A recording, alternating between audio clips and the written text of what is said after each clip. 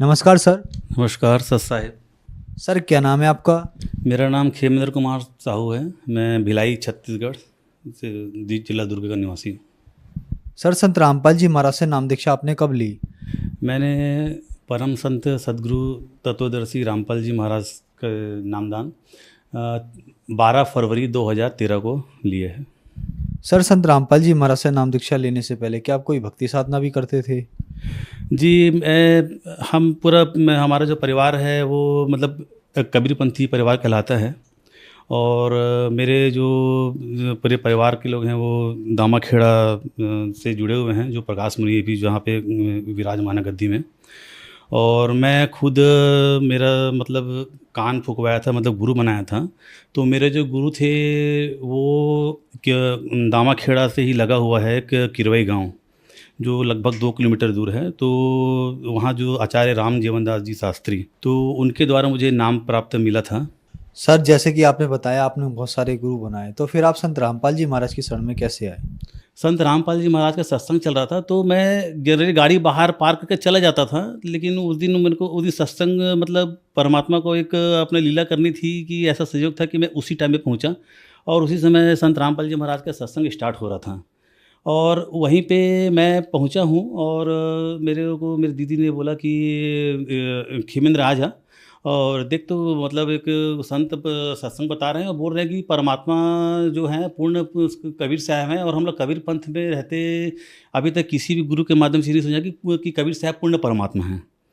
तो हमको बहुत अच्छा लगा सर, मतलब बहुत जान के अच्छा लगा कि जिसको पूरी जो कबीर पंथ जो 12 जो पूरे विश्व में 20 करोड़ के आसपास, विश्व मतलब भारत में कबीर पंथी जो है 20 करोड़ के आसपास हैं। और सभी लोग जो है अलग अलग पंथ से हैं और सभी जो है सदगुरु बताते हैं, कोई संत बताते हैं, कोई फ़कीर बताते हैं। लेकिन ये एक ऐसे ही संत हैं जो कबीर को पूर्ण परमात्मा बता रहे हैं। तो हमें बहुत अच्छा लगा, बहुत आश्चर्य लगा और मुझे उस ज्ञान को सुनने की रुचि हुई। तो इस प्रकार हमें मतलब संत रामपाल जी के द्वारा कबीर मतलब पंथ के बारे में मतलब विस्तार से जानकारी मतलब प्राप्त हुई सर। मैंने और मेरी जो दीदी जी हैं उन्होंने ये पुस्तक मंगवाया। पढ़ने के बाद हमने परमात्मा सदगुरु रामपाल जी महाराज के शरण में आए हैं। सर संत रामपाल जी महाराज की शरण में आने के बाद क्या आपको भी कोई लाभ प्राप्त हुए? सर पहला लाभ तो ये है कि हमारी आर्थिक स्थिति ठीक नहीं थी और परमात्मा के शरण में आने से पहले मेरी नौकरी जा चुकी थी और मैं पेशे से एडवोकेट हूँ सर। मैं तो मैं एडवोकेट का अपना काम करते करते सर मैं लीगल मैनेजर के पोस्ट में था। और लीगल मैनेजर के पोस्ट में मैं इंडसइंड बैंक, जो एक अच्छी प्राइवेट संस्था की बैंक है, उसमें मैं लीगल मैनेजर के पोस्ट में था। और पूरा छत्तीसगढ़ जो रीजन है इसका मैं यहाँ पे हेड था सर मैं। और इसमें करते करते मेरा उठना बैठना जो है बहुत एक उच्च अधिकारियों के साथ हो गया था, जिसमें मेरे लीगल काम से मुझे सरकारी कर्मचारी और अन्य व्यक्तियों से भी मुलाकात करनी पड़ती थी। तो इसमें क्या हुआ सर कि कुछ मतलब ऐसा घटना घटा मेरे साथ कि मेरे उच्च अधिकारियों के साथ मेरा कुछ बहस हुआ और मेरी नौकरी चली गई। 2011 में मेरी नौकरी चली गई। और उसके बाद फिर मैं घर में ही बैठा रहा। और क्योंकि मैं पेशे से वकील हूँ तो दुर्ग अपना जो मेरा नियरेस्ट कोर्ट है वहाँ मैं अपना प्राइवेट प्रैक्टिस के लिए चला गया सर। ऐसा करते करते सर मैं एक और प्राइवेट कंपनी में अपना नौकरी के लिए ट्राई करता रहा। और कई कंपनियों में अपना रिज्यूम दिया लेकिन मेरा हुआ नहीं। लेकिन जैसे ही मैं परमात्मा संत रामपाल जी महाराज के शरण में 2013 में आया हूँ, नेक्स्ट मंथ मुझे जिस कंपनी में मैं जा के मैं रिक्वेस्ट करता था अधिकारियों से कि सर मेरे को मेरा इतने साल का अनुभव है, 6 साल का अनुभव है सर, मेरे को मतलब एक चांस दीजिए, मैं आपको कंपनी में आपका अच्छा वर्क करूँगा ऐसा करके। लेकिन उनके द्वारा मुझे सिर्फ आश्वासन ही दिया जाता था कि ठीक है अभी तो है नहीं, हम अब करेंगे। और बाकी पोस्ट खाली था सर, मेरे को पूर्ण जानकारी थी कि वहाँ पोस्ट खाली है, फिर भी मेरे को वहाँ से एक आश्वास्त करके कि आपको ऐसा हो जाएगा करके। अब उसके बाद मुझे जैसे ही मैं यहाँ से गया हूँ नाम दीक्षा लेके, नेक्स्ट मंथ मुझे वही अधिकारी ने मेरे को कॉल किया, बोले कि साहू जी आप इंटरेस्टेड हैं क्या, हमारे यहाँ वैकेंसी है, आप अगर इंटरेस्टेड है तो कल के आके अपना फॉर्मेलिटी पूरी जो है पूरा कर लीजिए। तो मेरे को मतलब सबसे बड़ा लाभ मेरे को यही देखा कि अरे मतलब परमात्मा के शरण में जाते ही मतलब मेरे को देखो इतना बड़ा लाभ हो गया। ये तो सर आर्थिक लाभ हुआ। शराब पीना चालू कर दिया था, सिगरेट पीना चालू कर दिया था, तंबाकू खाना चालू कर दिया था। और मतलब अब ये समझ लीजिए कि राक्षसों की गिनती में चालू हो गई थी। तो जैसे ही मैंने संत रामपाल जी महाराज के नाम प्राप्त करने के लिए बरवाला आश्रम के लिए निकला, सेवाएं जो बसें चल रही थी वो बस खड़ी थी, और मैं सोचिए मतलब उस समय भी मेरे जेब में तब भारत छाप तंबाकू जो छत्तीसगढ़ में चलता है, भारत छाप तंबाकू और चूना मेरे जेब में था। लास्ट में जिंद स्टेशन में उतरा हूँ, तंबाकू रगड़ा हूँ, मुंह में डाला हूँ, और उसके बाद बस में बैठा हूँ मैं। बस में बैठने के बाद जैसे ही हमने आश्रम देखा तो पता नहीं मेरे अंदर क्या प्रेरणा हुई, मतलब क्या हुआ, या परमात्मा को ऐसा क्या मेरे मतलब मति फेरनी थी मेरी। मैं ना कोई सोचा ना साचा, मैं तो मेरे जेब से मैं निकाला हूँ चोर पैकेट से डाल के मैं निकाला हूँ और तंबाकू और जो फेंका हूँ। उस दिन के बाद से भगत जी 2013 12 फरवरी के बाद से ना मैंने सिगरेट पिया, ना मैंने दारू पिया, ना मैं बियर पिया, ना मैं तंबाकू खाया।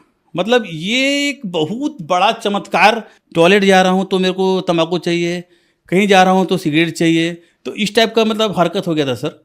अब मैं एकदम परेशान हो गया था। तो इससे मेरे को परमात्मा ने मेरे को मुक्ति दिलाई, मेरा दूसरा लाभ। उसके बाद मुझे आध्यात्मिक लाभ हुआ और उसके बाद मुझे नौकरी मिली। और इसी बीच में क्या हुआ था सर कि मैं पुस्तक मंगाए थे, तो मेरे यहाँ पिताजी जो हैं उनको दांत में पस भर गया था सर। वो भी नाम दीक्षित हैं, संत रामपाल जी महाराज के शरण में आ गए हैं।